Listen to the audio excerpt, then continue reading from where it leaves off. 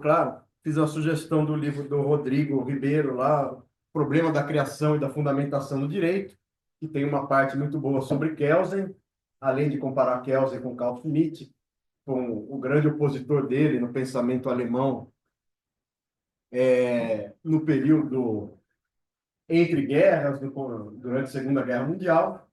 É, o livro do Rodrigo tem na biblioteca circulante também, inclusive.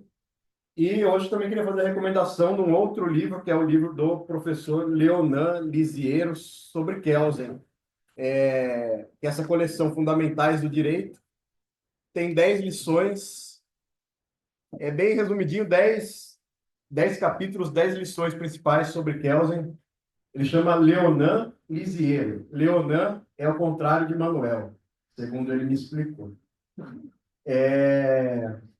Então, um livro muito bom também, tem na Amazon, uma boa introdução ao Kelsen. E as aulas, na verdade, da semana passada e de hoje, são as aulas mais operacionais que a gente tem, assim, mais importantes para a prática do direito, em qualquer área, dão os conceitos mais gerais para a gente pensar qualquer área do direito. Por isso eu vou falar um pouco,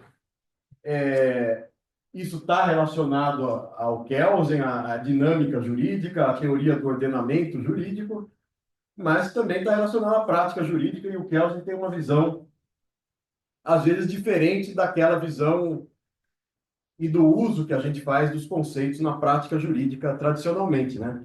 Como, como eu falei em aulas anteriores, na aula anterior, especialmente, aquilo que o Kelsen chama de eficácia nem sempre é aquilo que a dogmática jurídica, a doutrina chama de eficácia. Geralmente a doutrina usa a eficácia também para falar daquela ideia de efeitos que a norma jurídica deve produzir a partir de determinado tempo, a vigência da norma, quando a norma é revogada, normas de eficácia contida, norma de eficácia limitada, sentença nula, anulável, inexistente. Tudo isso são os usos dos conceitos de validade e eficácia um pouco diferentes daquilo que o Kelsen propunha. Mas aqui o objetivo é falar da teoria pura, mas também dar os conceitos no sentido que são usados na prática jurídica, né?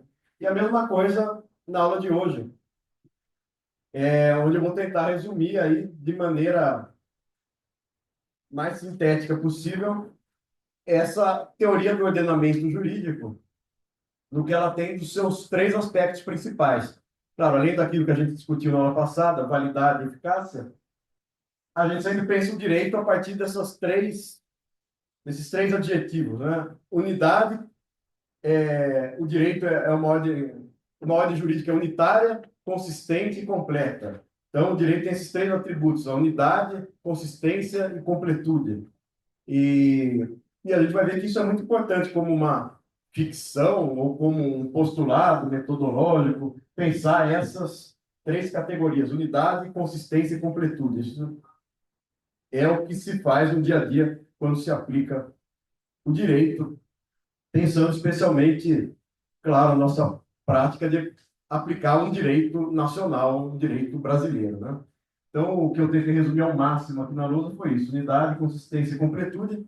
E, e aí vamos detalhar um pouco quais são os problemas e quais são as soluções que surgem disso, né? Então, o primeiro ponto importante dessa ideia de unidade do ordenamento jurídico é, claro, que a gente tem que pensar, remeter todas as normas. Se a gente pensar que o ordenamento jurídico é aquela ordem escalonada em que uma norma é a aplicação de outra norma, do ponto de vista do conteúdo, o aplicador de uma norma tem sempre uma margem de discricionariedade ao interpretar a norma mais geral e abstrata e produzir a sua norma mais individual e concreta. O juiz, ao interpretar a lei, pode escolher entre mais de uma interpretação possível, teoricamente, daquela lei. E aí diz o Kelvin, existe essa margem, então, de escolha, essa moldura de possibilidades interpretativas. O juiz escolhe uma das possibilidades interpretativas, ou pode até escolher uma interpretação fora da moldura de possibilidades, quer dizer, razoáveis. Mas se ele for a autoridade competente, a norma vai ser válida, a sua sentença vai ser válida. Enfim, e a gente pensa a relação entre normas jurídicas, porque tudo isso compõe uma hierarquia que vai se fechar com a Constituição, no fundo, na prática, e a gente pressupõe que acima da Constituição existe a norma fundamental, que não é uma norma jurídica positiva, é um pressuposto da ciência. Mas tudo isso para dizer, essa ideia de hierarquia necessariamente leva à ideia de unidade. E aí existe uma disputa que é a seguinte: cada ordem jurídica tem seus domínios de validade. Ela é válida com relação a certas pessoas, certos temas, em certo espaço e em certo tempo. E pode haver uma coincidência entre diferentes ordens jurídicas que regulam o mesmo tema para as mesmas pessoas, no mesmo espaço, ao mesmo tempo, ainda que parcialmente. Vamos supor, para os membros da Igreja Católica, o direito canônico regula certos temas e o direito brasileiro também regula. Pode haver uma coincidência, sei lá, casamento. Tem uma coincidência entre, para um católico, né? Entre o que a igreja prescreve como necessário para o casamento e o que o Estado brasileiro, a maneira como o Estado brasileiro regula o casamento. E aí tem duas posições possíveis, basicamente. Uma posição é dizer, existe uma coincidência entre ordens jurídicas, como eu estou dizendo, ainda que seja parcial, ainda que seja só para algum tema, e essa coincidência, se alguém puder fechar aí, porque eu não consigo concorrer com o Samuel, né? Obrigado. É, não existe nenhum critério para a gente afirmar que uma ordem prevalece sobre a outra. Essa é a visão do pluralismo jurídico. O pluralismo jurídico diz há uma coincidência entre duas ou mais ordens jurídicas e a gente não tem um critério para dizer qual ordem prevalece. Pode ser que na prática as pessoas, por exemplo, um outro exemplo, sei lá, as pessoas seguem o costume da sua comunidade, ou um povo indígena segue o costume da sua tribo, da sua aldeia. E eu não tenho nenhum critério para dizer que o direito brasileiro deve prevalecer sobre o direito dessa aldeia. No fundo, as pessoas seguem aquilo que elas quiserem, e aí a eficácia é que vai determinar. Quer dizer, o que a gente constata que as pessoas estão seguindo? As suas normas sociais costumeiras ou elas estão seguindo o direito estatal brasileiro? Bom, essa visão do pluralismo jurídico de que não há um critério, vamos dizer, científico para afirmar a prevalência de uma ordem sobre a outra. E a outra posição é a posição do monismo jurídico, que vai dizer, sim, a gente tem que sempre partir do ponto de vista de uma ordem jurídica e existe uma hierarquia entre ordens jurídicas, uma subordinação entre ordens jurídicas. Basicamente, o direito estatal se impõe sobre outras ordens jurídicas. E aí vai dizer o Kelsen, grande problema da época dele, né? Que é uma época que basicamente está sendo criado o direito internacional, né? Depois da Segunda Guerra Mundial. Ele vai falar, cientificamente são possíveis duas posições para a gente pensar a relação entre o direito nacional e o direito internacional. Ou a gente afirma que o direito internacional, sei lá, os tratados da ONU, da Organização Mundial do Comércio, e tudo mais, isso só é válido se for internalizado pelo direito brasileiro. Os tratados internacionais passam por um processo, eles têm que ser assinados pelo país, depois eles passam pelo Congresso Nacional e viram lei. Então, a gente poderia dizer o direito internacional está subordinado ao direito nacional. Essa é uma posição que o Kelsen chama, é o monismo nacionalista, né? Afirma que o direito internacional só é válido na medida e se for incluído pelo direito nacional. Agora, também seria possível, diz o Kelsen, cientificamente pensar o contrário, que o direito nacional está subordinado ao direito internacional, que o direito internacional é a ordem jurídica, vamos dizer, soberana.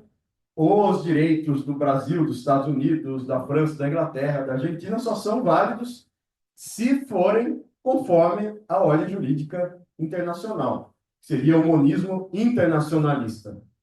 E aí o Kelsen diz, são duas posições possíveis politicamente, né? O monismo nacionalista, afirmar a prevalência da ordem nacional sobre a internacional, ou o monismo internacionalista, Mas ele diz, politicamente, eu prefiro o monismo internacionalista, né? Afirmar a prevalência da ordem internacional, que significa que nenhum Estado é, na verdade, agora totalmente soberano, porque tudo tem que ser conforme a ordem jurídica internacional, uma posição que levaria mais ao pacifismo e não ao imperialismo nacional.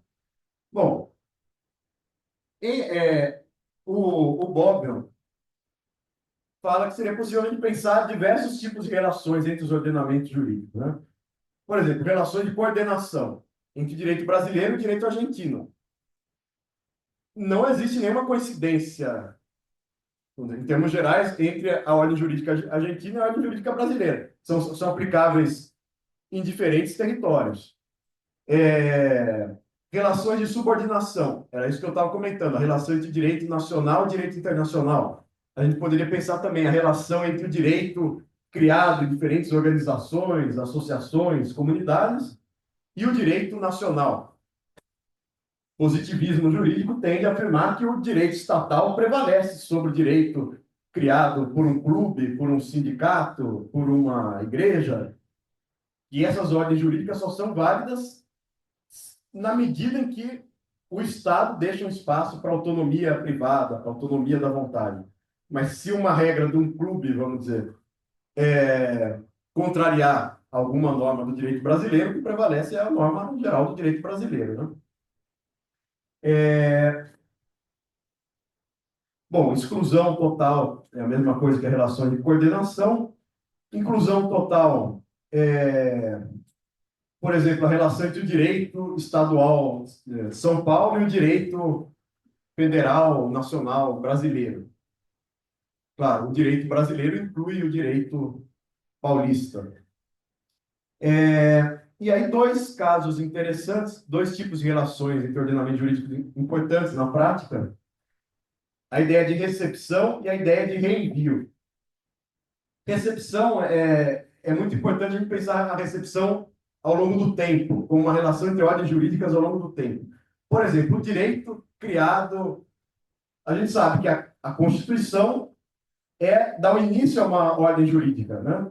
Quando você tem um golpe, uma revolução, um movimento político que rompe com a ordem jurídica anterior, que afirma que não está mais subordinado à ordem jurídica anterior e se impõe efetivamente na sociedade, afirmando que não está subordinado a esse direito, essa nova situação política vai criar uma Constituição e vai dar início a uma nova ordem jurídica. Agora, o que fazer com as leis que foram criadas antes? Essa é a importância do fenômeno da recepção. Por exemplo, o Brasil tinha uma lei de segurança nacional, uma lei de imprensa, o nosso Código Tributário ainda, Código Penal. Tudo isso foi criado antes da Constituição de 88. Na verdade, o que o STF julga não é se o Código Penal, o Código Tributário, a CLT, se essas normas foram criadas de acordo com a Constituição de 88. O que o Supremo Tribunal Federal julga é se essas normas foram recepcionadas pela Constituição de 88. Quer dizer, elas têm que ter sido criadas segundo os procedimentos que eram válidos na época da sua criação, né?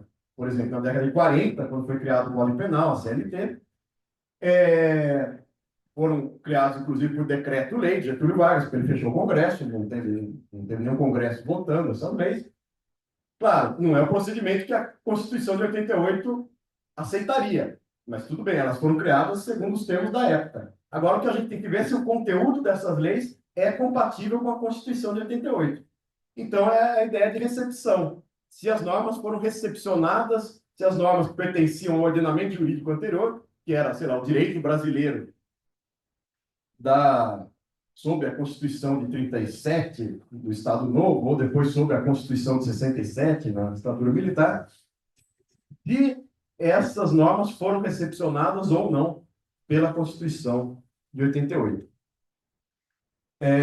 E o outro caso importante é a ideia do reenvio. Tem certos temas, tem certos problemas que o próprio direito brasileiro vai dizer que não é ele que vai resolver, que tem que ser resolvido segundo critérios, sei lá, do direito argentino, do direito iraquiano, que é o tema estudado pelo direito privado internacional.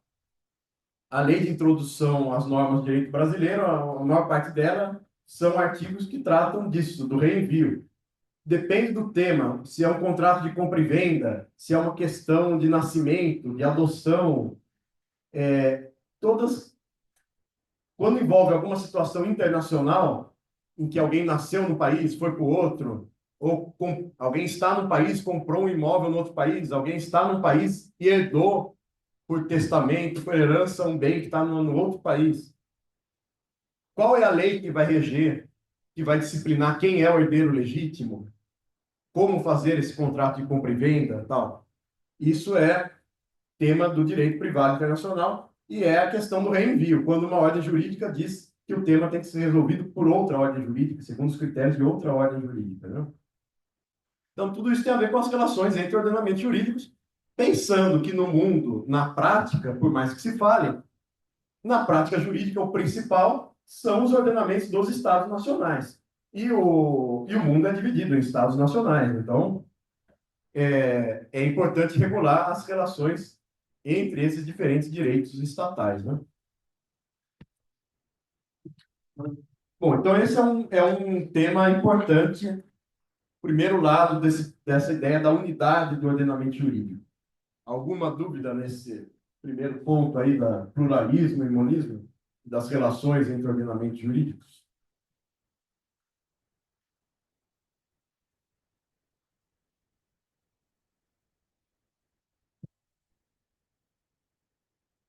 Bom, se o primeiro ponto era esse de pensar a relação entre ordenamentos jurídicos, o outro ponto da unidade tem a ver com estudar dentro de um ordenamento jurídico, como é composta essa unidade, né?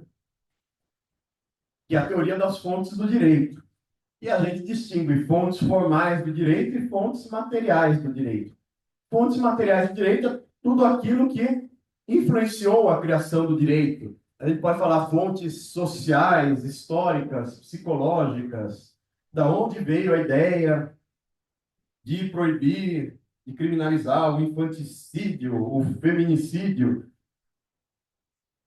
de regular a alienação parental, sei lá. É um estudo sociológico, um estudo da relação entre os costumes e como os costumes ou influenciam a criação das leis, ou as leis são criadas para combater um determinado costume. Enfim, mas é um estudo que não é o estudo, vamos dizer, dogmático para aplicar o direito, para identificar qual é o direito válido. O estudo que é feito para identificar o direito válido é o estudo das fontes formais do direito. E as fontes formais do direito nada mais são do que as autoridades competentes para produzir o direito. As autoridades cujos atos de vontade são interpretados como normas jurídicas, geram normas jurídicas, né? Tem um sentido objetivo de norma jurídica. E aí vem a ideia de validade do Kelsen. A validade é definida pelo método de criação de uma norma e pela autoridade competente para criar essa norma. E tanto o método quanto a autoridade são definidos em uma outra norma. E aí vem a hierarquia do direito. Bom, Kelsen não gostava muito dessa ideia de fontes do direito, mas é o termo que se consagrou aí na prática. E a verdade é que a gente pensa a hierarquia, a estrutura escalonada do direito, ou a pirâmide do direito, como a imagem que o Bob popularizou, a gente pensa a partir dessas diferentes autoridades, desses diferentes tipos de norma jurídica, não a partir do conteúdo da norma jurídica, mas da autoridade que criou essa norma. Então, basicamente, o topo, o conjunto de normas que tem a maior hierarquia dentro de uma ordem jurídica nacional são as normas constitucionais. Tanto as normas constitucionais originárias, quanto as emendas constitucionais. Só que, só que aí a gente tem uma diferença. As normas constitucionais originárias, quer dizer, no nosso caso, as normas que foram promulgadas lá em 5 de outubro de 88, que estavam na Constituição desde o começo. essas normas jamais poderão ser consideradas inconstitucionais. Ninguém pode deixar de aplicar uma norma que já estava na Constituição em 5 de outubro de 88, a não ser que essa norma seja revogada, seja modificada por uma emenda constitucional. Mas você não pode dizer que uma norma que estava lá na Constituição desde o início é inconstitucional. Por quê? Porque você não tem nenhum parâmetro superior à Constituição para julgar a validade da própria Constituição. Não existe nada acima da Constituição numa ordem jurídica nacional. Então, pensando no raciocínio interno, sem adotar aquela ideia do Kelvin da prevalência do direito internacional, o que a gente pensa dentro de uma ordem jurídica do país é o ponto de partida é a Constituição tal como ela foi criada originalmente. Claro, a Constituição aí vai poder ser modificada por emendas constitucionais, que tanto podem adicionar coisas à Constituição, quanto podem alterar aquilo que estava na Constituição, tirar um determinado parágrafo, inciso, um determinado dispositivo, ou modificar a redação daquele dispositivo. E aí sim, as emendas constitucionais têm a mesma hierarquia da Constituição, elas estão no mesmo nível das normas originárias da Constituição. Só que as emendas constitucionais podem ser consideradas inconstitucionais, inválidas. O STF, ou qualquer juiz, na verdade, pode deixar de aplicar no caso concreto, e o STF pode dizer para todos os casos em abstrato, que uma determinada emenda constitucional é inconstitucional, ou seja, é inválida. E aí existe por quê? Porque existem 3 tipos de limites das emendas constitucionais.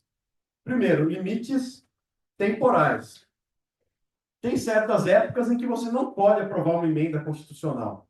São certas circunstâncias, vamos dizer, de estado de exceção, ou quando a União decreta intervenção federal em algum estado. Por exemplo, já mais de uma década atrás, tem uma intervenção federal no Rio de Janeiro, por causa do problema da segurança pública.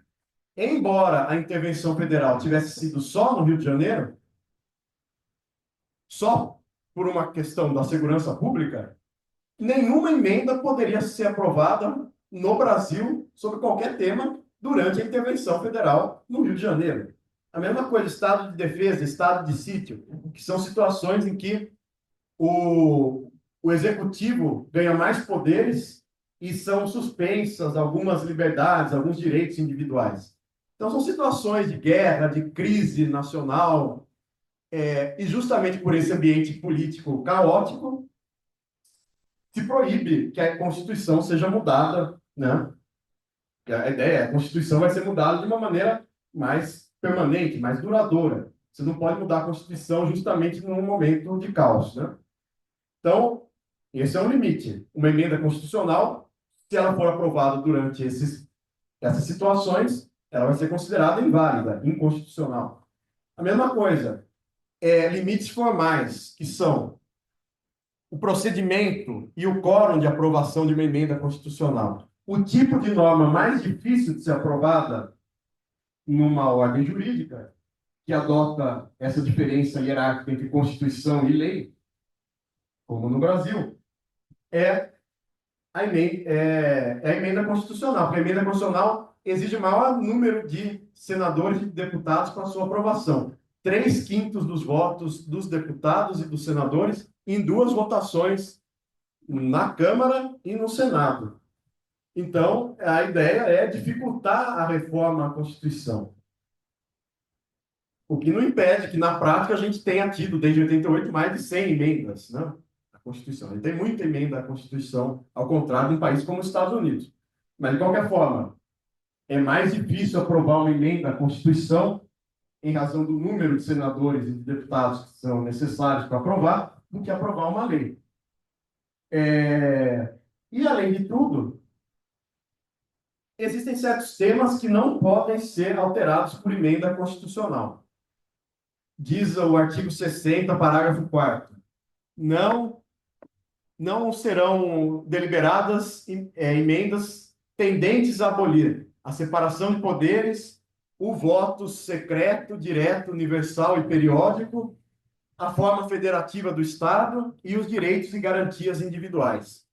Quer dizer, você pode ter uma emenda que altere algum aspecto do federalismo brasileiro, da repartição de competências entre União, Estados e municípios.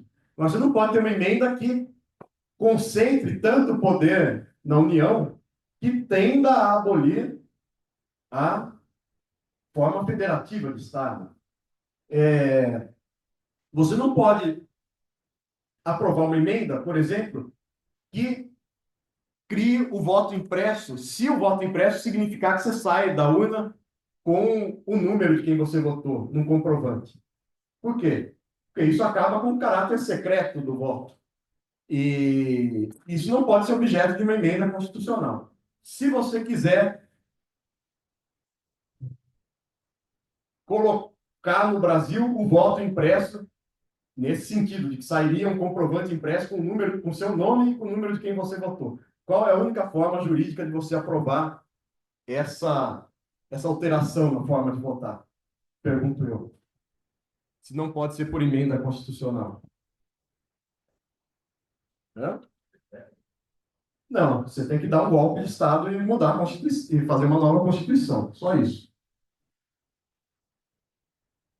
Não é possível, mantendo a Constituição de 88, criar um voto impresso, se for isso daí, sair com o número de quem você votou e com o seu nome. Então, a mesma coisa, separação de poderes. Se eu quiser, se eu votar uma emenda de que o Poder Judiciário está subordinado ao Presidente da República, isso é uma emenda que não só altera, de alguma forma, a separação de poderes, mas tende a abolir a separação de poderes. Então, também não posso fazer isso por emenda constitucional. E a expressão da Constituição é essa, tendente a abolir. É isso que os juízes têm que interpretar. Quando que uma alteração na Constituição tende a abolir esses 4 temas? Como são chamados esses 4 temas? Bom, tá no slide. Cláusulas pétreas. Mas o importante é o seguinte, essa expressão não está em lugar nenhum da Constituição, não está no artigo 60, parágrafo 4º. Foi criada pela doutrina, pela jurisprudência no Brasil, é uma expressão costumeira, mas em nenhum lugar está escrito que isso são as cláusulas pétreas. Mas esse é o nome que se deu para esses temas que não podem ser alterados a ponto de serem quase exterminados da Constituição, né? E aí a gente tem também um outro tipo de fonte do direito que tem o mesmo nível hierárquico da Constituição, que são os tratados internacionais de direitos humanos. Porque foi feita uma emenda à Constituição que adicionou no artigo 5º, o parágrafo 3º, dizendo o seguinte: os tratados internacionais de direitos humanos que forem aprovados em 2 turnos por 3/5 dos senadores e dos deputados, ou seja, seguindo o mesmo trâmite da emenda constitucional, eles têm o mesmo status, a mesma hierarquia das emendas constitucionais, ou seja, a mesma hierarquia da Constituição. E aí teve só uma situação polêmica, porque essa emenda foi aprovada em 2004. Em 2004, o Brasil já tinha assinado, internalizado, ratificado, internalizado, aprovado, tudo mais, vários tratados de direitos humanos, mas sem seguir esse rito da votação por 3/5 dos deputados e senadores em 2 turnos, porque não era previsto isso. Aí o ministro Gilmar Mendes teve que tomar uma solução criativa. Ele disse: bom, não havia esse requisito, mas agora o reformador da Constituição assume que os tratados de direitos humanos têm um status superior. Então, para esses tratados de direitos humanos aprovados antes da emenda 45 de 2004, ele diz: eles são supralegais, mas infraconstitucionais. Ou seja, se uma lei desobedecer esse tratado de direitos humanos, ela é uma lei inválida. Mas esses tratados não estão no mesmo nível da Constituição porque eles não passaram por esse mesmo processo de emenda constitucional. O que, na prática, significa a mesma coisa, como se eles tivessem um status de emenda constitucional, assim como os tratados que, depois de 2004, foram aprovados seguindo esse procedimento da emenda constitucional. Ele só criou uma categoria intermediária, né, para dizer que, na prática, não chegava ao nível da Constituição, mas estava acima da lei, né? Mas, na prática, é como se fizesse parte da Constituição. Agora, só os tratados de direitos humanos, esse que é o ponto. O tema do tratado tem que ser direitos humanos. Tudo bem quanto a esse primeiro, o nível superior, o nível máximo do direito brasileiro? Constituição, incluindo emendas constitucionais, incluindo os tratados de direitos humanos?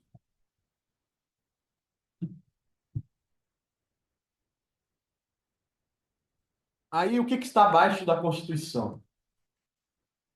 Logo abaixo da Constituição. Todos os tipos de lei, que são aqueles tipos que estão no artigo 59 da Constituição. Tudo aquilo que está no artigo 59 da Constituição está nesse mesmo nível de lei. Está abaixo da Constituição e acima dos regulamentos. Os regulamentos são as normas criadas na administração pública. Então, lei. Lei inclui lei complementar, lei ordinária, lei delegada, medida provisória, decreto legislativo e resoluções. Vamos ver cada um desses tipos de lei, né? Todos estão no mesmo nível hierárquico. São infraconstitucionais, mas, vamos dizer, supra-regulamentares. Né? Alguém sabe a diferença entre lei complementar e lei ordinária?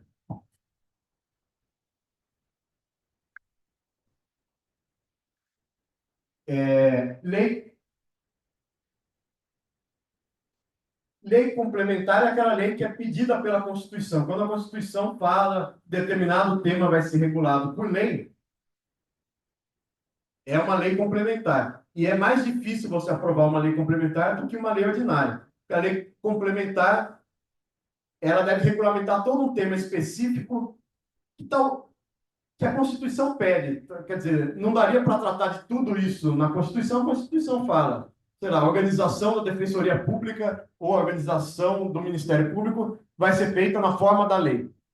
Claro, você não vai abrir na Constituição um capítulo inteiro para falar de como vai ser organizada a Defensoria Pública ou o Ministério Público. Mas a Constituição já está pedindo uma lei específica sobre isso. Então, essa é uma lei complementar. E isso tem uma importância prática, porque é mais difícil aprovar uma lei complementar. Porque a lei complementar exige maioria absoluta dos votos dos deputados e senadores. Quer dizer, para você aprovar uma lei complementar no Senado, o Senado tem 81 senadores. Você vai precisar, para aprovar uma lei complementar, do voto de pelo menos 41 senadores. Você precisa ter maioria absoluta. Uma lei ordinária, que é aquela lei sobre qualquer tema geral, que não está disciplinado, não é pedida explicitamente pela Constituição, uma lei ordinária você aprova, basta a maioria dos presentes, estando presente a maioria dos membros do Congresso, aliás, da Câmara e do Senado. Então, na prática, para aprovar uma lei complementar, como eu dizia, é mais fácil raciocinar com o número do Senado. Né? O Senado tem 81 senadores.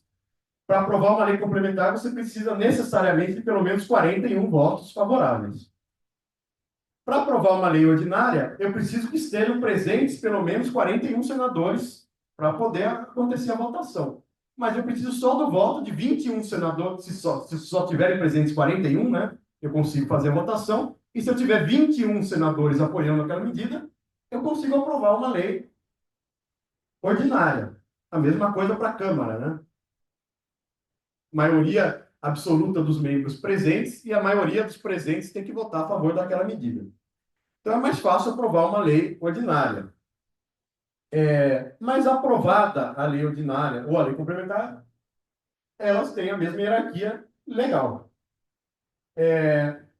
Bom, lei delegada seria o seguinte: o presidente pediria para o Congresso para tratar de um determinado tema que, em tese, deveria ser discutido, deliberado pelo Congresso, mas ele pede para que ele, Poder Executivo, Presidente da República, faça essa lei. E isso não tem importância nenhuma na prática, ninguém usa lei delegada, porque o presidente tem um instrumento muito mais prático, que é a medida provisória. Não é possível em todos os temas, mas em alguns temas é permitido para o presidente criar uma lei antes de consultar o Congresso.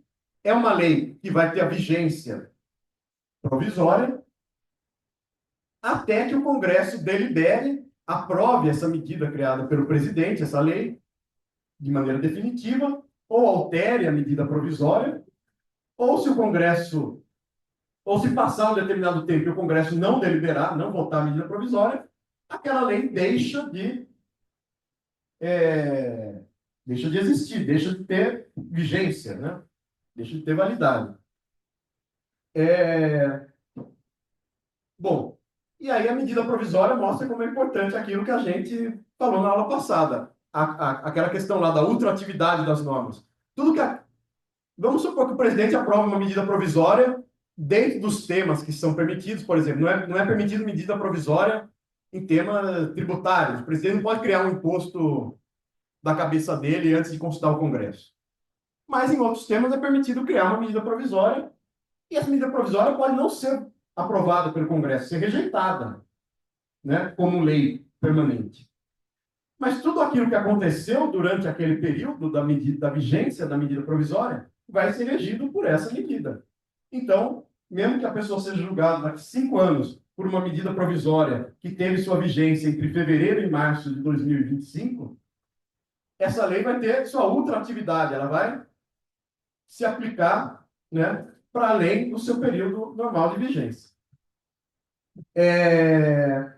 Bom, e a medida provisória também tem dois requisitos que seriam relevância e urgência.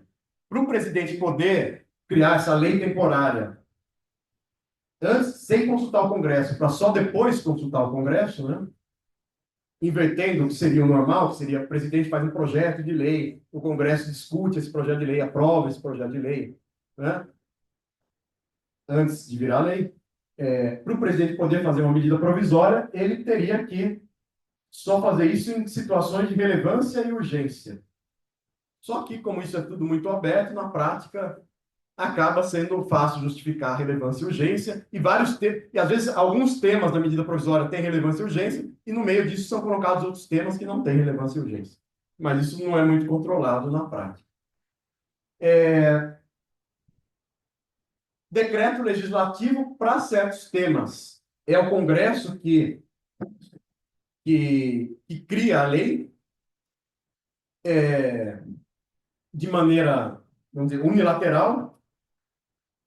Ele emite um decreto que tem força de lei, por exemplo, para internalizar um tratado internacional. Quando o Brasil assina um tratado internacional, esse tratado é discutido no Congresso, o Congresso emite um decreto legislativo internalizando aquele tratado internacional com força de lei, dentro da ordem jurídica brasileira. E também a Constituição prevê algumas resoluções, eu dei um exemplo aí.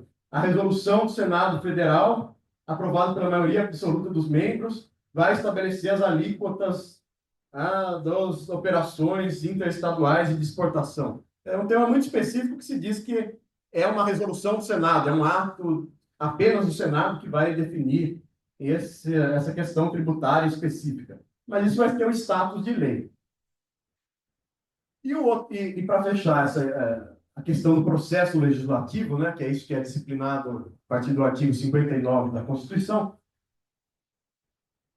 a, a situação normal do funcionamento entre executivo e legislativo é um projeto de lei é proposto ou por iniciativa do presidente da República. Tem certos temas que só o presidente da República pode propor como projeto de lei. Pode e deve. Tem outros temas que qualquer deputado, qualquer senador pode propor um projeto de lei. Inclusive, os cidadãos podem propor um projeto de lei sobre alguns temas.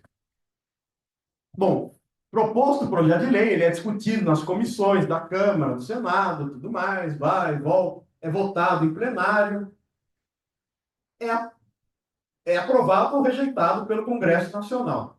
Aprovado pelo Congresso Nacional, aquilo vai para a sanção do presidente da República. E o presidente da República pode sancionar ou vetar aquela lei aprovada pelo Congresso. Se o presidente da República aprovar, aquilo vira lei. Se o presidente da República vetar, aquilo volta para o Congresso Nacional e o Congresso pode superar o veto presidencial, mas por maioria absoluta dos votos. O que faz diferença, principalmente na situação da lei ordinária, como eu dizia. Uma lei ordinária, um projeto de lei ordinário, pode ser aprovado por maioria dos presentes, estando presente a maioria absoluta da Câmara e do Senado. No Senado, consigo votar com 41 senadores, consigo aprovar uma lei ordinária com 21 senadores, estando 41 presentes. Se o presidente vetar essa lei ordinária, agora, para superar o veto do presidente, eu vou precisar de 41 senadores votando contra o veto do presidente, né? E aí vem as barganhas entre executivo e legislativo, nessa pressão do veto do presidente, da superação do veto, né? São os chamados freios e contrapesos entre os poderes, né? Isso é um exemplo dos freios e contrapesos. Um poder propõe o projeto de lei, o outro vota, o outro pode vetar, o outro pode superar o veto. Aí vem os controles mútuos entre os poderes, né? Tudo bem quanto à lei? Bom, aí vocês vão ter também direito constitucional, toda essa discussão sobre o processo legislativo. E o que está abaixo da lei são o que a gente pode chamar de maneira mais ampla possível, os regulamentos administrativos. Os regulamentos, em geral, da administração pública são vistos como regulamentações da lei. Ou seja, a ideia é, você só pode criar direitos e deveres, poderes, obrigações por meio de lei.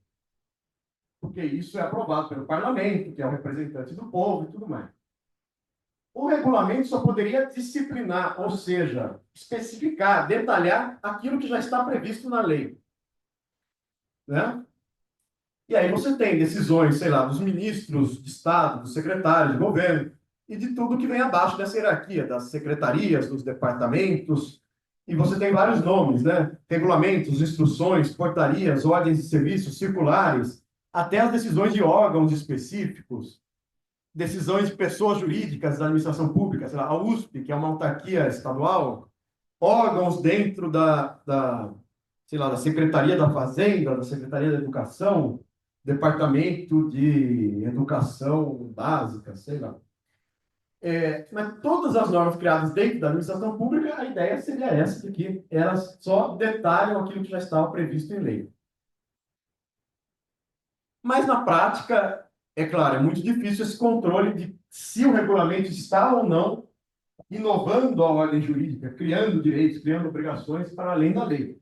E seria muito difícil a gente depender de que tudo fosse discutido no Congresso Nacional, qualquer providência administrativa que uma secretaria, uma universidade, uma empresa pública fosse tomar, teria que ser discutida no Congresso Nacional. Então, na prática, muitas das regras que nos regem são decididas na administração pública, na gerência do dia a dia dos órgãos públicos, das pessoas jurídicas, de direito público. Por exemplo, o Banco Central, o Copom, que define as taxas de juros, as agências reguladoras, a Agência Reguladora da Saúde Suplementar, dos portos, da telefonia, as dezenas de agências reguladoras que a gente tem no Brasil. Todos esses entes ou órgãos da administração pública acabam criando direito no dia a dia, com uma legitimação técnica, vamos dizer, a gente pensa que eles que sabem daquelas áreas que eles estão disciplinando, e aquilo acaba, muitas vezes, extravasando o mero detalhamento do que já estava na lei, né? Enfim, aqui na faculdade tem o professor Jean Paul Rocha que estuda isso, ele chama a capacidade normativa de conjuntura. Quer dizer, só a administração pública consegue modificar de maneira mais rápida as suas decisões, sem depender da mudança legislativa, né? Mas o ponto importante para a gente é esse. A lei, bom, a lei pode ser considerada inconstitucional. Um regulamento, além de poder ser considerado inconstitucional, ele pode ser considerado ilegal. Então, você tem dois parâmetros dois escalões de validade aos quais estão subordinados os regulamentos. Eles podem ser tanto ilegais quanto inconstitucionais, né? Assim como uma emenda constitucional pode ser inconstitucional. Uma norma constitucional originária jamais pode ser inconstitucional, né? Bom, e abaixo das normas da administração pública, na prática, o que a gente tem são os atos jurídicos privados, os testamentos, os contratos, inclusive os contratos sociais, os estatutos sociais que criam as sociedades empresariais. Tudo isso tem que seguir a Constituição, tem que seguir as leis e tem que seguir, no fundo, os regulamentos da administração pública. Então, simplificando ao máximo essa hierarquia, essa pirâmide, a gente tem o quarto escalão aqui, seriam os atos jurídicos privados. A gente só pode fazer nos limites que forem permitidos pela lei, e pelos regulamentos e pela Constituição, né? E aí a gente tem umas... bom, e abaixo disso a gente tem as sentenças judiciais, no fim das contas, né? As sentenças judiciais estão obrigadas a reconhecer os atos jurídicos privados naquilo em que eles forem permitidos, naquilo que tiver no âmbito da autonomia privada, e as sentenças estão obrigadas a reconhecer os regulamentos, se eles forem legais, as leis, se elas forem consideradas inconstitucionais. Então, a gente vê o que seria essa estrutura típica da concretização do direito, diz o Kelsen. A gente parte das normas mais gerais e abstratas que estão na Constituição. Em tese, elas vão ser especificadas por normas ainda gerais e abstratas, mas um pouco mais específicas das leis, que vão ser especificadas, concretizadas pelos regulamentos. E no espaço da autonomia privada, as pessoas vão poder criar normas válidas entre as partes, e a sentença é tipicamente aquela decisão que vai criar uma norma individual e concreta, que vai dizer se alguém foi condenado ou foi absolvido, se aquilo que a pessoa fez era proibido, era obrigatório ou era permitido, aquela pessoa, naquele tempo, naquele lugar. Então, a gente parte do mais geral e abstrato para o mais individual e concreto, o processo de concretização do direito ao longo dessa escala, dessa pirâmide, né? E aí a gente tem duas questões interessantes que são, eu acabei de falar, fontes formais do direito são as autoridades competentes para criar normas jurídicas. E a gente tem duas fontes que são consideradas atípicas, que não estão muito nesse conceito de fontes formais do direito. Primeiro, a jurisprudência. No nosso entendimento tradicional no Brasil, a jurisprudência é mera interpretação dessas fontes formais. Claro, o juiz dá sentença para o seu caso concreto, mas a jurisprudência seria um conjunto de sentenças que caminham num determinado sentido, que consolidam um determinado entendimento reiterado por aquele tribunal ou pelo conjunto do Poder Judiciário, né? Mas eu ter uma série de sentenças num determinado sentido, com uma determinada interpretação das normas naquela situação, não me obriga como juiz, né, a tomar a decisão, a adotar a interpretação que prevalece na jurisprudência. Eu posso ser um juiz contra a maioria, eu posso ser do contra. E aí, só para contrariar, eu tomo uma decisão contra a jurisprudência. A jurisprudência não é fonte formal do direito. Não tem nenhuma... não tem nenhuma decisão, para além das decisões individuais dos casos, que diga que eu tenho que interpretar a norma num determinado sentido. Pelo menos não existia isso até há pouco tempo. Em 2004, se criou uma coisa que são as súmulas vinculantes, por uma emenda constitucional. Então, o STF pode adotar certos entendimentos, ele emite uma súmula vinculante, ele vota, e fala, essas decisões são obrigatórias para a administração pública e para todo o judiciário. Quer dizer, todo juiz que esteja em Pindamonhangaba, em Quixeramobim, onde quer que seja, ele tem que obedecer à súmula vinculante do STF.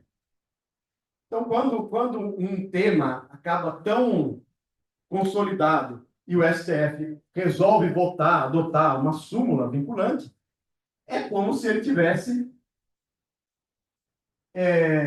criando uma nova fonte formal do direito que se impõe sobre todos os juízes do Brasil. Mas, se não tiver uma súmula vinculante sobre o tema, o juiz pode adotar uma interpretação, vamos dizer, contra-majoritária, contra a jurisprudência prevalecente estabelecida, né? Bom, e a gente também tem, de modo geral, a relação entre, vale lembrar, qualquer juiz faz o controle de constitucionalidade no caso concreto. Ele pode deixar de aplicar uma lei falando que aquela lei é inconstitucional. Agora, só o STF pode dizer que uma lei é inconstitucional para todo e qualquer caso. Se ele for provocado para essa decisão, ele pode dizer que uma lei é inválida para todo caso, e aí também a gente tem um tipo diferente de decisão judicial, né? Por isso que o Kelly chamava a decisão de inconstitucionalidade, nesse sentido abstrato, geral, de um papel de legislador negativo. Ele dizia, o Tribunal Constitucional não pode criar normas constitucionais, não pode incluir coisas na Constituição, mas ele pode dizer que determinadas leis ou emendas são inconstitucionais. Então, é como se ele fosse um legislador negativo, ele pode desfazer, tirar a validade do ato do legislador na emenda constitucional ou na lei, né? E aqui só um parênteses também sobre a jurisprudência, né? É difícil saber, primeiro, nos países em que a jurisprudência é considerada uma fonte de direito vinculante e tudo mais, Estados Unidos e principalmente Inglaterra, tem a discussão que precedentes são persuasivos e que precedentes são vinculantes. Quer dizer, lá, uma só decisão judicial, não um conjunto de decisões judiciais, uma decisão judicial específica pode ser vista ou como uma razão importante para os outros juízes levarem em conta, ou como uma razão decisiva que todos os juízes têm que considerar. Foi uma determinada decisão é tida como precedente vinculante. Essa única decisão vai ser imposta sobre todos os juízes, né? Então, mas existe a polêmica. Tem autores que dizem que todo precedente é persuasivo, como o McCormick, que é um autor que a gente vai estudar no segundo semestre.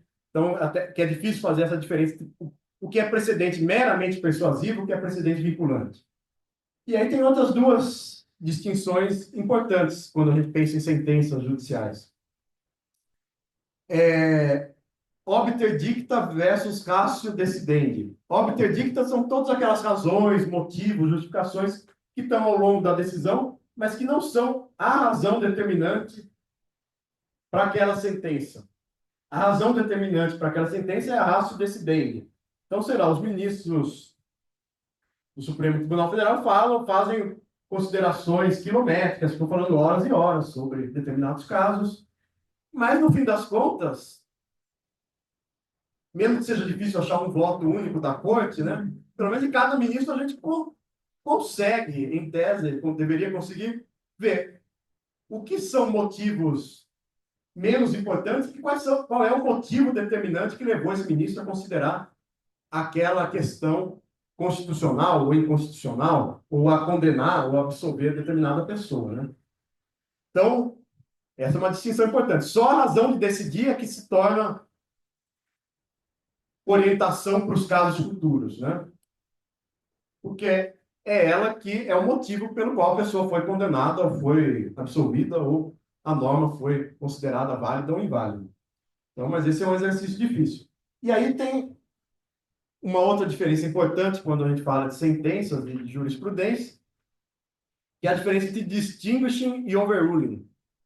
Distinguishing é quando um juiz fala: esse meu caso é um caso novo que é diferente daqueles casos anteriores, portanto, as razões de decidir que eu apliquei, as justificativas que eu apliquei nesses outros casos não tem nada a ver com esse novo caso. Então, eu não estou vinculado a casos anteriores porque são diferentes.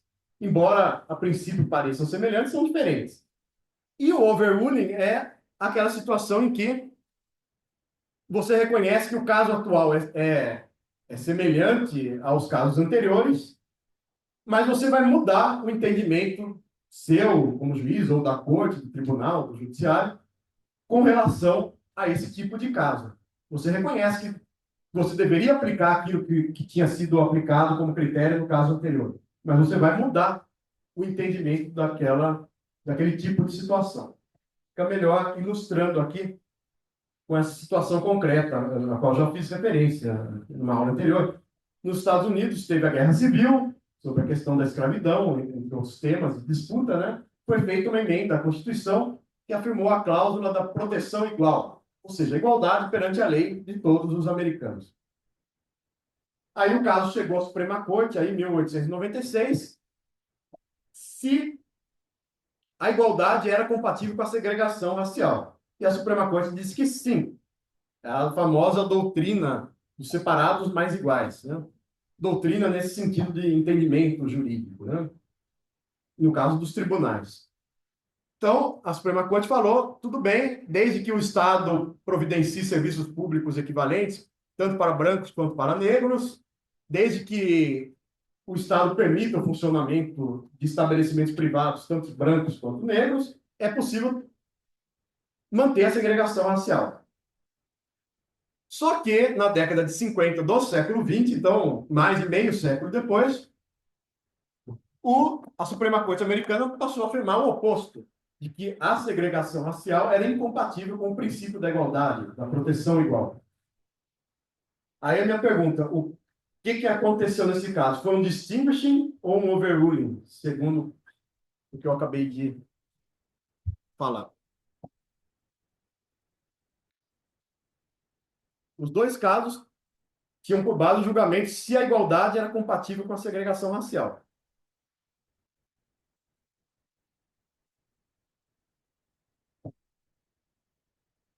Bom, alguém falou, né? Um overruling, né? É uma superação. Overruling é uma superação do entendimento anterior. Ninguém afirmou que eram situações diferentes. Estavam julgando o mesmo tipo de situação. Então não era distinguishing, não fizeram uma distinção. Fizeram uma superação do entendimento anterior, afirmando que a ideia de igualdade era incompatível com a ideia de segregação racial.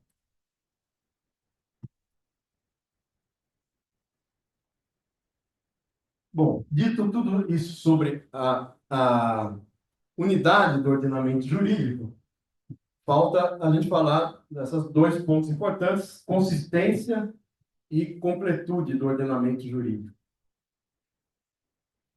O contrário, bom, a gente pressupõe que o ordenamento jurídico seja consistente ou coerente e que a gente pressupõe isso, mas a gente vê que aparentemente às vezes existem normas contraditórias incidindo sobre a mesma situação. Essa situação de normas contraditórias é o que a gente chama de antinomias. Só que, na prática, a gente vai considerar que as antinomias são sempre aparentes, que eu sempre tenho critério para resolver um conflito de normas.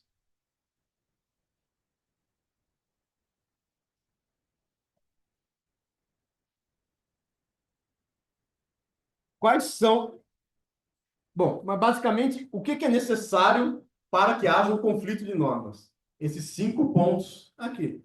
Só existe um conflito de normas, primeiro, se, evidentemente, as normas incidem sobre o mesmo caso. Se elas têm mesmo, se ambas as normas têm relevância para aquela situação que eu estou avaliando, julgando. Se ambas as normas são válidas. Se uma norma já for nula, inconstitucional, ilegal, não tem conflito, porque uma das normas já está fora da disputa, vamos dizer. Se ambas as normas pertencem à mesma ordem jurídica, se o direito brasileiro diz, sei lá, permite o aborto e o direito argentino proíbe, não tem nenhuma antinomia. São ordenamentos jurídicos diferentes. As normas têm que se aplicar, têm que pertencer à mesma ordem jurídica. E as normas têm que coincidir, pelo menos parcialmente, nesses 4 âmbitos ou domínios de validade ou de vigência. Tem que se aplicar, ao menos parcialmente, para as mesmas pessoas, no mesmo tema, ao mesmo tempo, no mesmo espaço. Então, por exemplo, quando não há conflito de normas possível.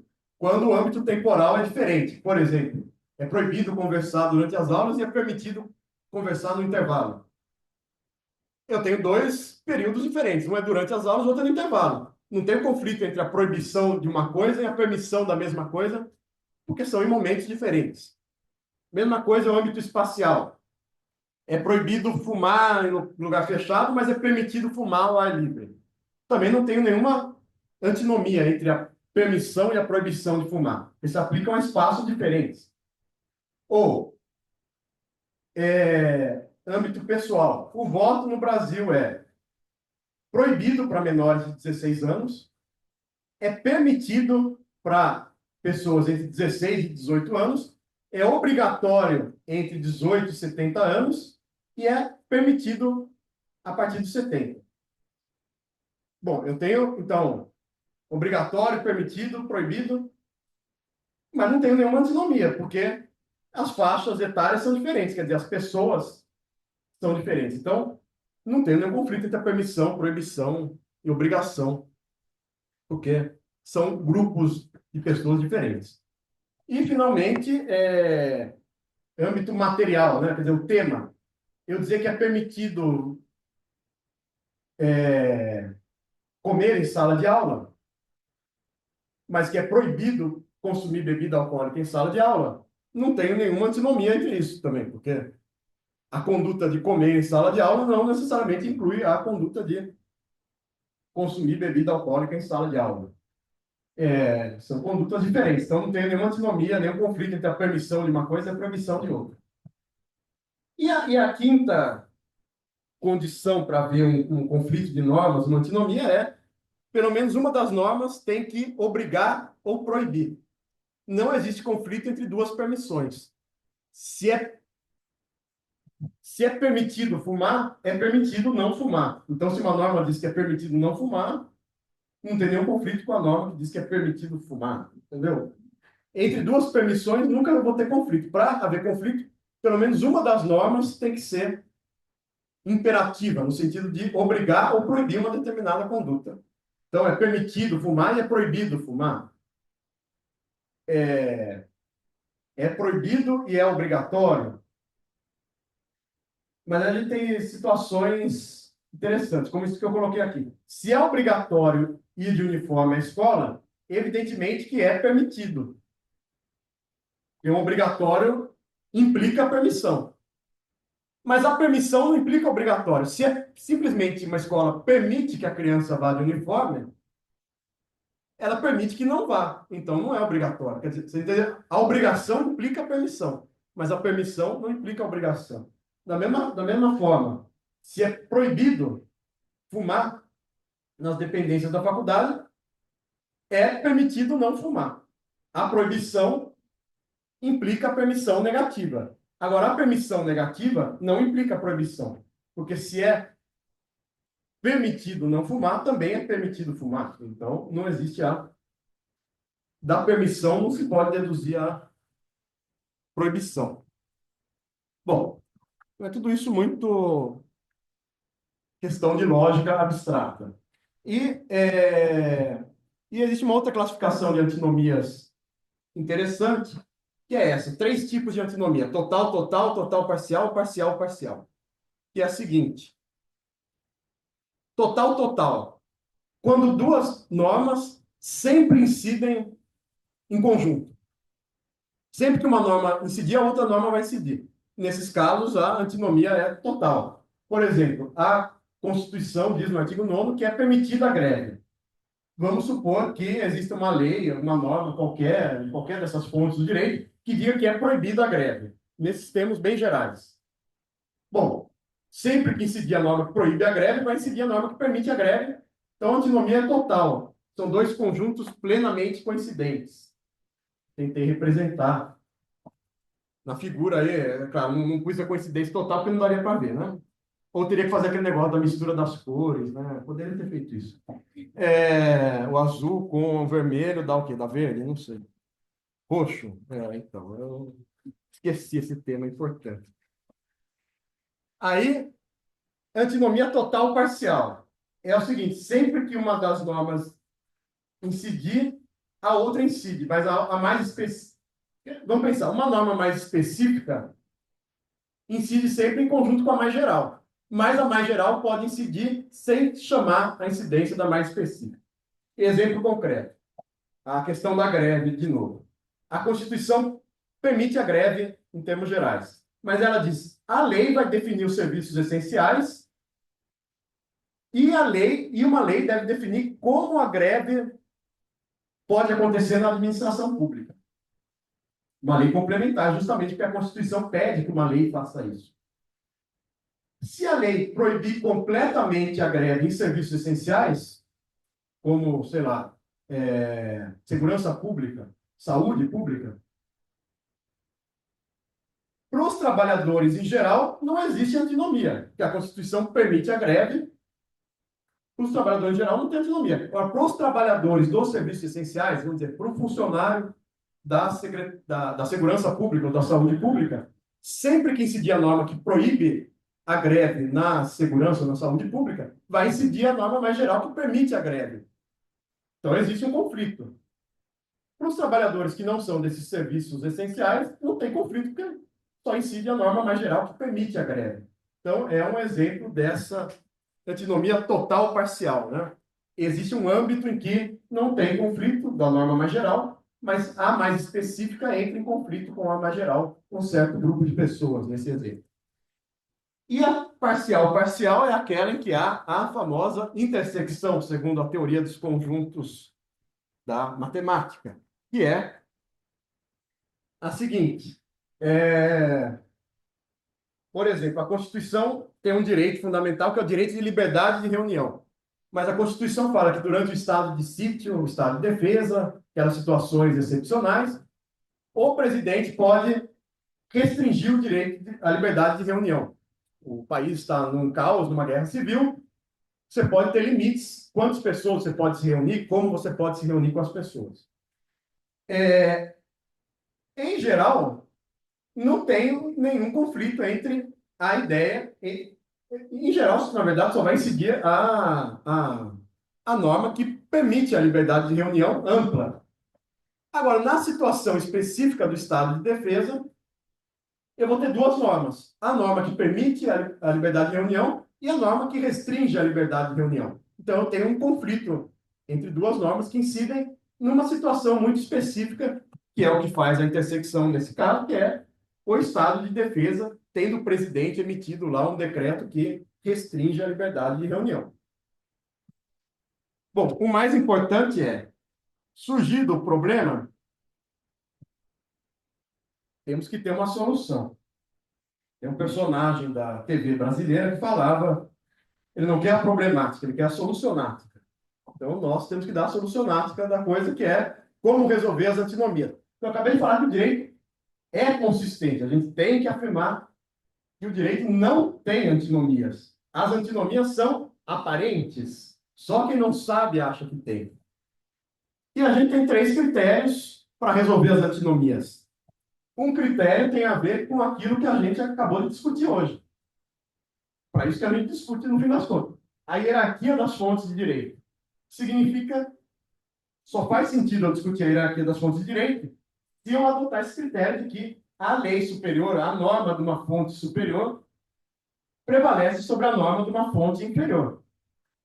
Portanto, naquele exemplo que eu dei, que eu estava falando da greve, se a Constituição permite a greve, em geral, e vem uma lei que proíbe a greve, em geral, qual é existe algum conflito de fato no caso ou é um conflito só aparente? Qual que é a solução? Que norma que prevalece? Superior. A norma superior que é a da Constituição. A gente está falando do critério da hierarquia.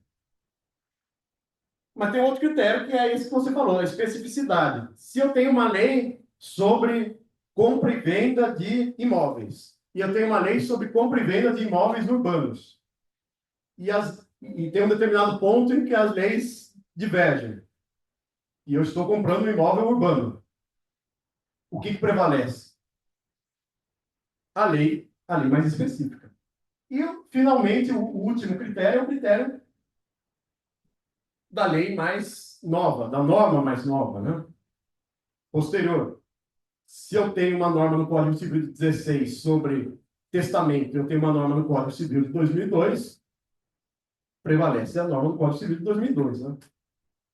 Bom, mas a grande questão desse ponto das antinomias é só essa daqui, que é o conflito entre os critérios, que gera a necessidade, diz Bobbio, de metacritérios, os critérios dos critérios.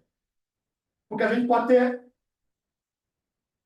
na prática, essas três situações aqui. Conflito entre norma superior anterior e norma inferior posterior, que é algo muito natural. Se a gente pensar, a Constituição dá início a uma ordem jurídica. Ela recepciona normas de uma ordem jurídica anterior e muita coisa que está prevista na Constituição vai ser regulamentada por lei depois da Constituição. Sei lá, tem a Constituição, depois da Constituição você teve o Código Civil, o Código de Defesa do Consumidor. O que eu faço aqui no conflito entre o critério da hierarquia, prevalece a norma superior, conforme a fonte, né? Não o tema, para reforçar. A questão superior aqui não é eu acho mais importante. É a hierarquia conforme essa hierarquia das fontes do direito. Quem disse o direito? As fontes formais. Prevalece a norma da Constituição ou a norma de uma lei posterior?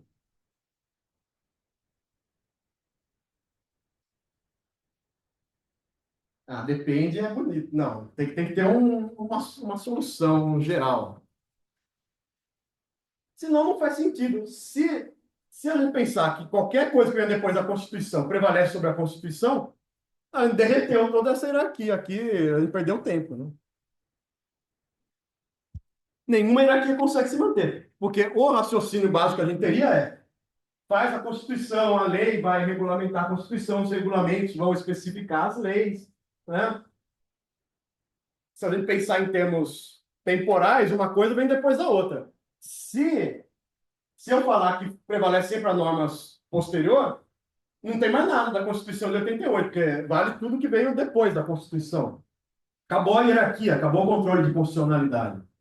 Então, o critério mais forte, não à toa eu coloquei aqui nessa ordem, o critério mais forte é o critério da hierarquia. Ele prevalece sobre o critério da cronologia, né? A norma superior anterior prevalece sobre a norma posterior inferior. Podem ter certeza que eu vou colocar isso na prova para jogar bastante com as palavras, né? Vou colocar vários testes. Outro conflito possível: o critério da cronologia e o critério da especificidade. Eu tenho uma lei das sociedades anônimas, que é um tipo de sociedade empresarial, de 1976. E eu tenho o Código Civil de 2002, que também fala do direito empresarial.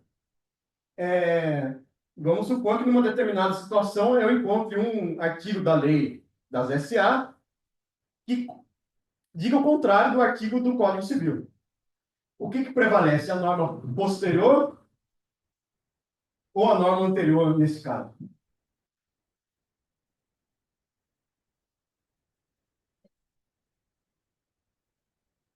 Mais uma chance.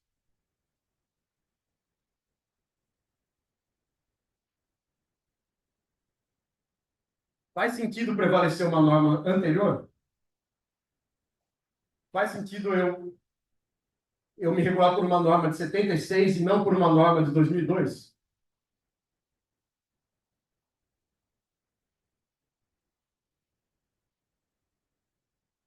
Está dada a resposta, né, no slide, mas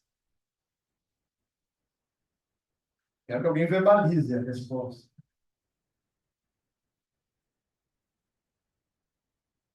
Faz ou não? Aquele exemplo que eu estava dando lá. Então, tem uma lei sobre imóveis urbanos, da década de 30. E tem uma lei sobre imóveis em geral de 2015. E eu estou tratando uma situação que envolve um imóvel urbano. Eu acho nas duas leis dispositivos incompatíveis. E a minha situação é do imóvel urbano, portanto, se aplica tanto a lei geral sobre imóveis, quanto a lei específica sobre imóveis urbanos. Qual que eu vou adotar? Isso, a específica. Quer dizer, o critério da especificidade prevalece sobre o critério da cronologia, da posterioridade. Diga.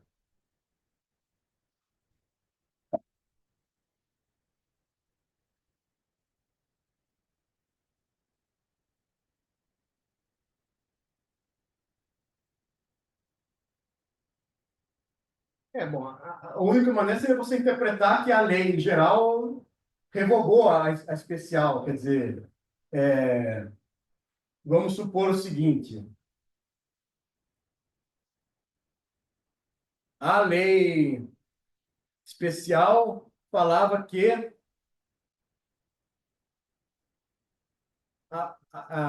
era possível a pena de morte em caso de adultério. E veio uma lei geral depois e falou está proibida a pena de morte no Brasil. Você pode considerar que ela revogou a lei anterior, que ela acabou com a pena de morte em todo e qualquer caso, né? E no direito penal, especialmente, tem sempre essa ideia de adotar a norma que favorece o réu, o acusado ou o condenado, né? Mas a regra geral é a ideia de que a regulamentação mais geral não revogou a mais específica, que a mais específica prevalece sendo uma exceção à regra geral, né? Mas isso vamos dizer, o critério em abstrato. Você pode ter uma situação concreta que você vai argumentar do tipo que você falou, que a norma geral posterior revogou a anterior, né? Mas a argumentação contrária seria dizer, não, a norma anterior mantém-se como uma exceção à norma que veio depois, né? Você já falou de uma situação problemática, mas a situação mais problemática que tem é essa daqui, entre hierarquia e especialidade. E é uma situação muito comum, porque se a gente pensar que a Constituição, em geral, tem as normas mais gerais e abstratas, e as leis e tudo que vem abaixo tem normas mais específicas, né? A lei vem para especificar os termos da Constituição. E o que que você faz, então? Eu já falei que a gente não pode abrir mão da hierarquia. A hierarquia é um critério forte para prevalecer sobre a cronologia. Mas a hierarquia prevalece sobre a especificidade? Também a gente acaba com a ideia da dinâmica jurídica, do ordenamento jurídico. Porque se eu falar que a Constituição prevalece sempre sobre qualquer norma legal, sei lá, em nome da dignidade da pessoa humana, da função social da propriedade, da função social do trabalho, da liberdade de iniciativa, sei lá, tudo que eu achar na Constituição, eu posso invocar como argumento para dizer que uma lei é inválida em nome daquilo. Se a hierarquia prevalecer sempre sobre a especificidade, aí não tem legislação que resista, né?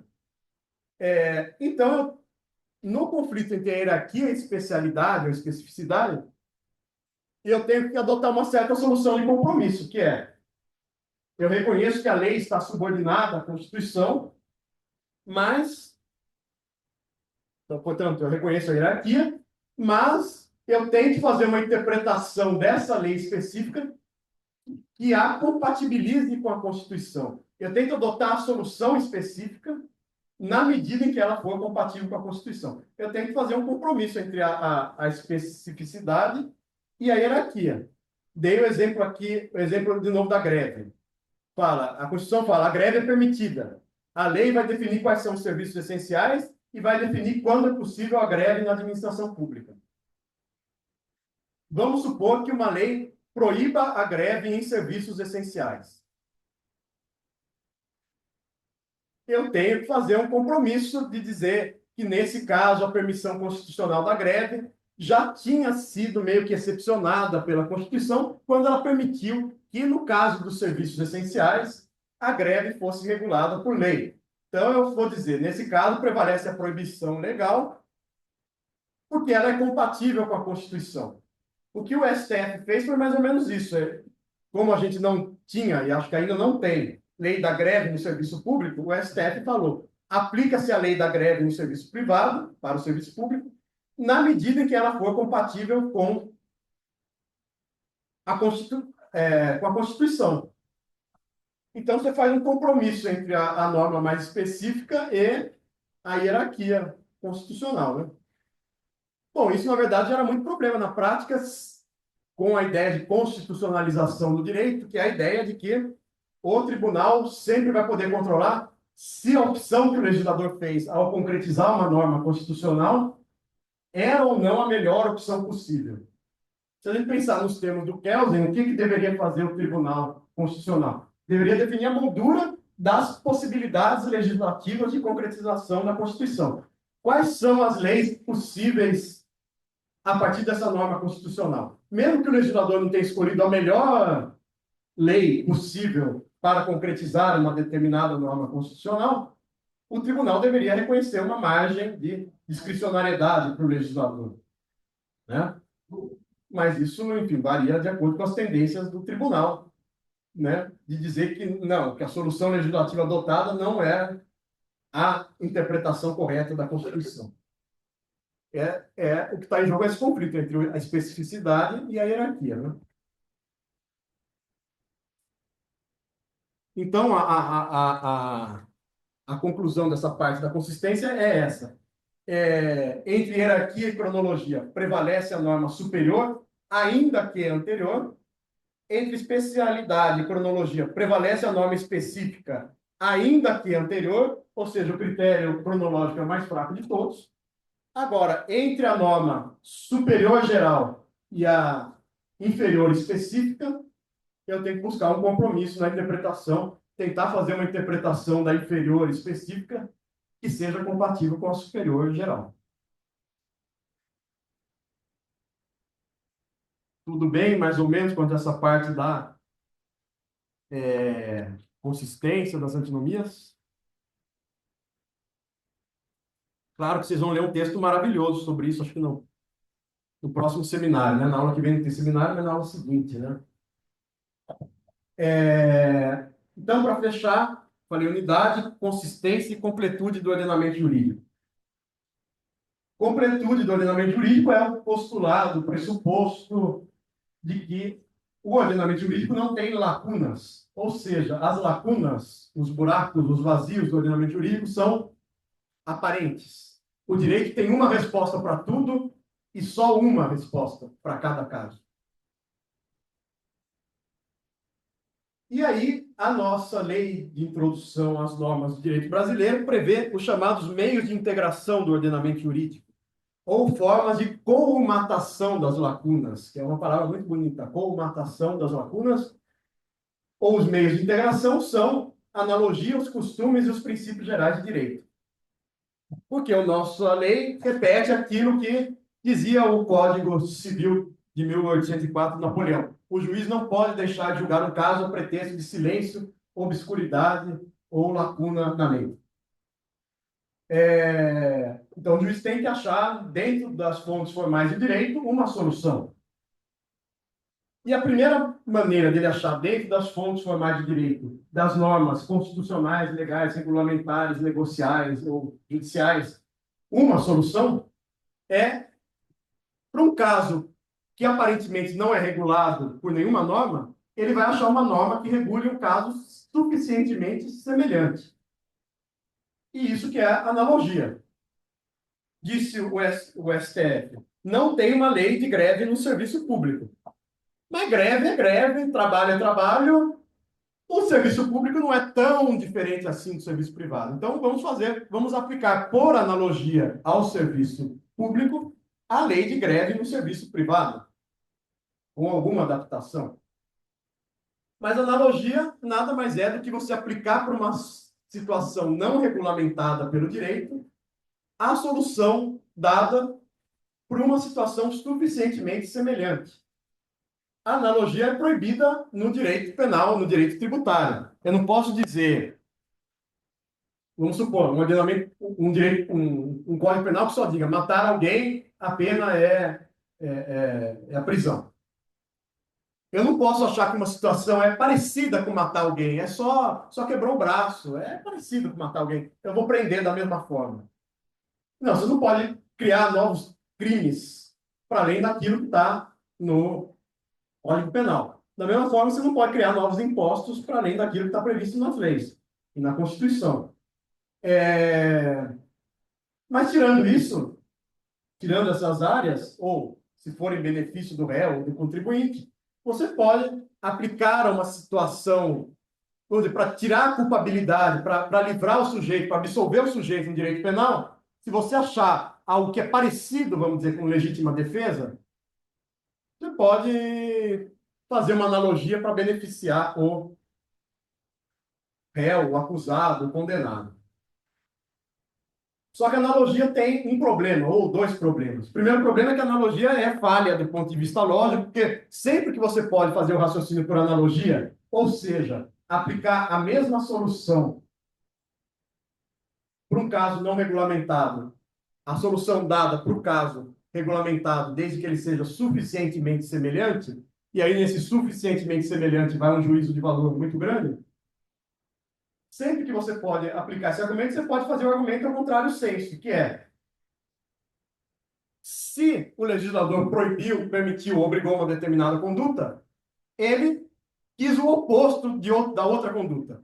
Quer dizer, se Zé Serra mandou colocar uma placa em todo lugar fechado do estado de São Paulo, dizendo que é proibido fumar, ele está dizendo que em todo lugar é permitido beber álcool. Você pode aplicar o argumento contrário sem. Se ele quisesse proibir o álcool, ele teria posto é proibido fumar e beber. Ele só pode é proibido fumar.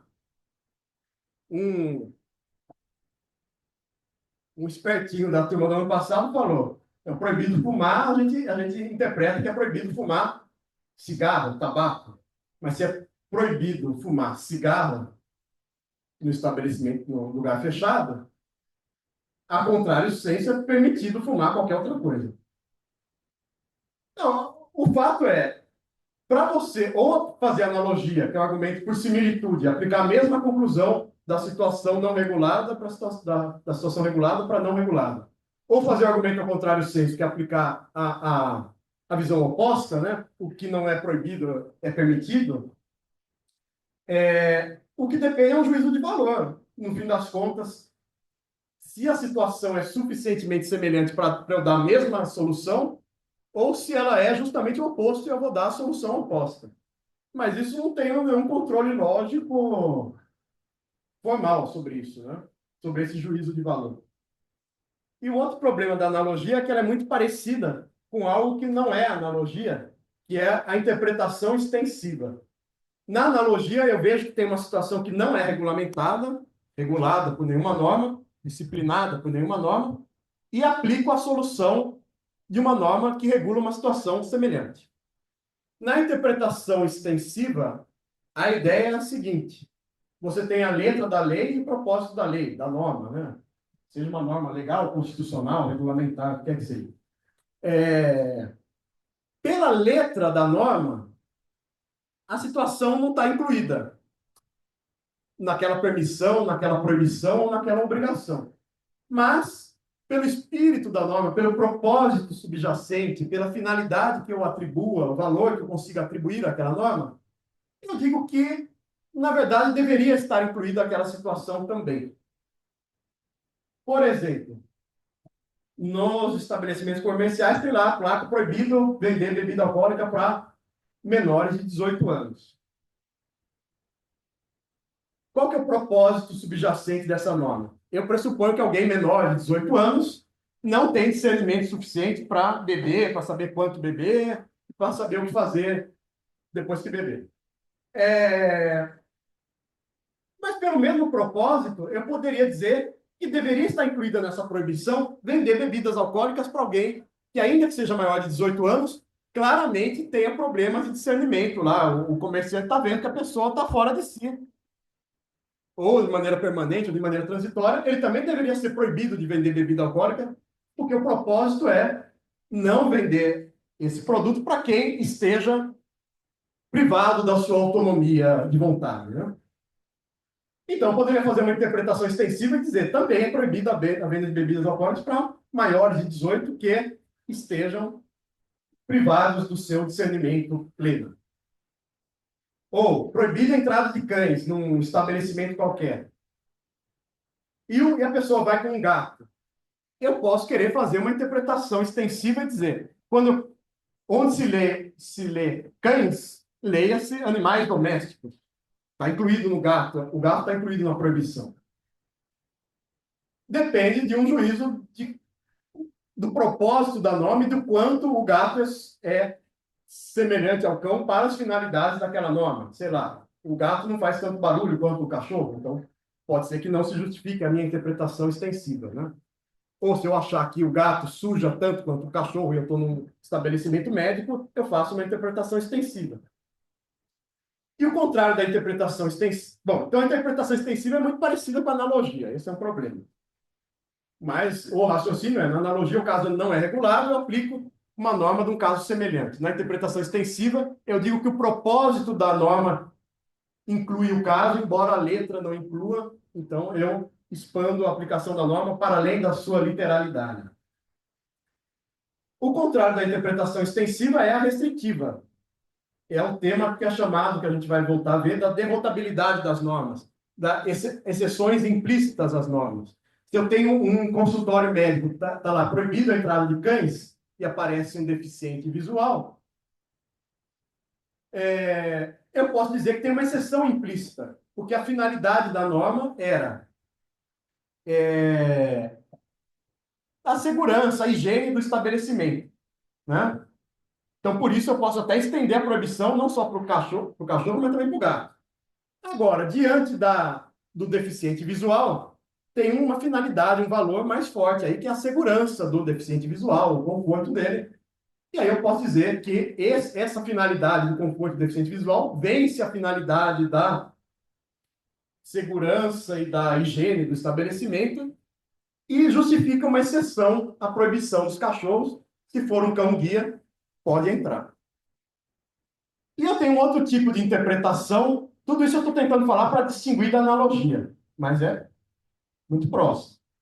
A interpretação especificadora é a seguinte: eu tenho algum termo, eu preciso tentar atribuir finalidades a esse termo para ver que tipo de coisas estão incluídas na extensão desse termo. Por exemplo, proibido veículos no parque. É proibido entrar com um carro no parque. Eu sei que um carro é um veículo. Agora, um patinete é um veículo ou não para fins dessa proibição? Aí eu tenho que ver por que foi feita a proibição. É por causa do barulho? É por causa da poluição? O patinete elétrico faz barulho ou não? Então, ele está incluído ou não nessa proibição? Para definir o termo veículos, eu acabo tendo que fazer vários juízos de valor aqui, e juízos empíricos, até se aquela coisa provoca ou não o efeito que aquela norma tentou evitar. Sei lá, por que é proibido o veículo no parque? Pela segurança dos pedestres? Então, também, bicicleta, patinete, qualquer coisa vai prejudicar o trânsito dos pedestres. Então, pode entrar na proibição. Aí acho que o Hart disse, ou o Fuller, que é um autor que dois autores que a gente vai ver no segundo semestre. Mas se eu colocar um tanque de guerra no meio do parque, é um veículo? Parece que sim. Mas e se for um tanque de guerra desativado só em homenagem lá aos soldados da guerra, da Revolução de 32, da Guerra do Vietnã? Não. Evidentemente que um tanque de guerra é um veículo, mas para as finalidades da proibição, se ele está lá funcionando como um monumento, ele não está na função de veículo, ele não está transitando no parque. Então ele não entra nessa proibição. Isso para mostrar como todos esses tipos de interpretação dependem de juízos de valor, e a analogia também depende de um juízo de valor, se o caso é semelhante ou não a um caso regulamentado, e se é oposto ou não, se eu vou adotar realmente a solução dada para o caso regulamentado, ou se eu vou adotar a solução oposta. E aí, para fechar, diz a lei de introdução lá. Se não tiver uma solução, eu apelo primeiro para a analogia, depois para os costumes, mas o costume aqui, evidentemente, é sempre aquele costume que não contraria a lei. É o chamado costume preter-legem, não contra-legem, né? Tem três tipos de costume, a relação entre costume e lei. Ou secundum legem, que é o costume que diz a mesma coisa que a lei, ou costume contra-legem, ou costume preter-legem. O costume preter-legem é aquele que diz, regulamenta, vamos dizer, dá uma orientação para algum tema que a lei não regulamenta. É esse costume que vale aqui. Você não pode usar um costume para afastar a lei, porque toda a nossa ideia aqui é que as fontes formais de direito prevalecem sobre o costume. Né? Então, o costume só é importante se ele preenche uma lacuna aparente na lei. E depois, princípios gerais de direito. Quer dizer, essas máximas, a gente vai estudar mais princípios no segundo semestre, mas, por hora, são essas normas muito gerais de direito, finalísticas, valorativas, a ninguém se deve lesar, o acessório segue o principal, os contratos têm que ser cumpridos. São normas muito gerais que, se você não tem uma regra específica para aquele caso, você usa uma norma mais geral, está em algum lugar do direito, na lei, na Constituição, ou mesmo na jurisprudência, na doutrina, e vai usar esses princípios gerais de direito para resolver o caso. E um ponto importante, isso está no artigo 4º da lei de introdução. E o artigo 5º diz: na aplicação da lei, o juiz atenderá aos fins sociais e ao bem comum. A gente pode considerar que essa ideia é parecida com a ideia de equidade, né? O juiz tem que tomar uma solução equitativa, considerando as finalidades, o contexto da situação. Tudo bem a gente chamar isso de equidade. Agora, o juízo puramente de equidade, eu dizer que vou resolver uma situação só pelo bom senso, pelo bem comum, e afastar a lei, isso é proibido no direito brasileiro. Eu posso ter uma solução equitativa nesse sentido de buscar entender o contexto, o caso concreto, mas eu não posso, em nome desse entendimento do contexto do caso concreto, afastar essas fontes formais do direito, né? O único caso em que isso é permitido é na arbitragem privada, se as partes concordarem. Quer dizer, geralmente é direito empresarial, né? Se as partes fizerem um contrato arbitral e falarem que o seu caso vai ser julgado, nem precisa ser por um juiz, vai ser julgado, sei lá, por um economista. Não segundo as normas do direito brasileiro, mas segundo um juízo de equidade, esse árbitro do caso privado pode julgar segundo seus critérios técnicos, seu bom senso, afastando as normas do direito brasileiro. Agora, fora isso, se as partes não concordarem explicitamente com a ideia da equidade, ou se for fora do juízo arbitral, se for no poder judiciário normal, o juiz jamais vai poder, em nome da equidade, afastar a aplicação da lei, da Constituição, do regulamento, do contrato, né? Portanto, a equidade não é bem um meio de integração do ordenamento jurídico. Eu coloquei aqui para fazer o contraste, dizer que os meios de integração do ordenamento são analogia, costume e princípios gerais de direito. Diz a lei de introdução: o juiz tem que sempre considerar as finalidades da norma. Tudo bem, se a gente entender que isso é equidade, vai. Mas se a gente falar que equidade é uma forma de afastar as fontes formais do direito, isso é proibido no direito brasileiro. Tudo bem? Alguma coisa sobre esse último ponto das lacunas ou sobre os pontos anteriores, aí, antinomias? Como vocês viram na aula de hoje, primeiro que eu falei que era importante, né? Segundo, isso daqui é uma maravilha para fazer teste, né? Como a nossa prova é baseada em testes, terei o maior prazer de fazer muitos testes sobre esses temas, tá? Já estou avisando. E, bom, está tudo aqui no slide, vocês vão ler no texto, então considerem, né, como